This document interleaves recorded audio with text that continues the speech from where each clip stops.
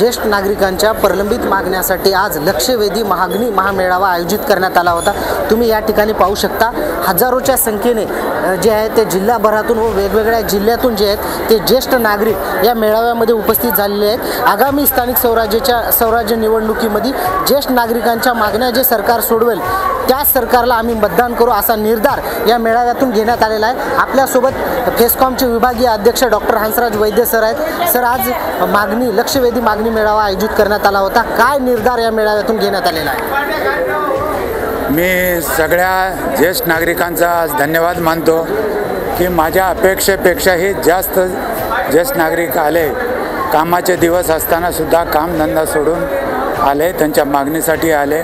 आणि ह्या मेळाव्यामध्ये आमच्या सर्वानुमते असं ठरलं की येणाऱ्या निवडणुकामध्ये सगळ्यात महत्त्वाची भूमिका आमची आहे, कारण आम्ही एका कुटुंबामध्ये 1 ते 4 आहोत, 20% आहोत।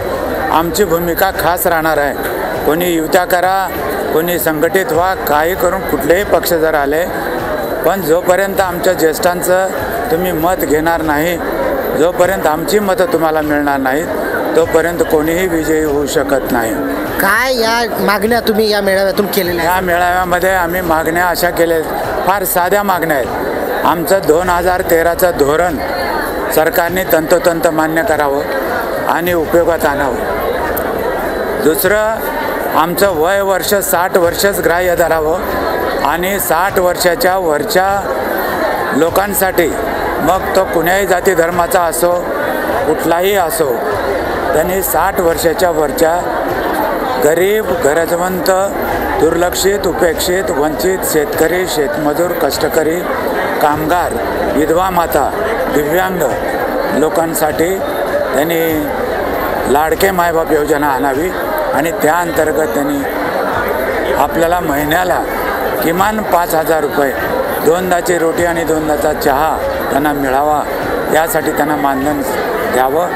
अन्यथा दुसरी, आमच्या जर सरकारने तुमच्या या मागण्या सोडवल्या नाही तर ज्येष्ठ नागरिकांची काय भूमिका राहणार आहे? जर सरकारने आमच्या मागण्या मान्य नाही केल्या अजूनही, तर आम्ही येणाऱ्या जिल्हा परिषद, पंचायत समिती, नगरपालिका, महानगरपालिकेच्या निवडणुकावर बहिष्कार टाकणार आहोत। एकही मत आमचं। एकंदरीत आपण पाहू शकता, जर या ज्येष्ठ नागरिकांच्या ज्या मागण्या आहेत त्या मागण्या जर सरकारने सोडवलं तर ठीक आहे, अन्यथा येणाऱ्या स्थानिक स्वराज्याच्या निवडणुकीमध्ये ज्येष्ठ नागरिक मतदानावर बहिष्कार टाकतील असा इशारा फेस्कॉमचे विभागीय अध्यक्ष डॉक्टर हंसराज वैद्य यांनी दिला आहे।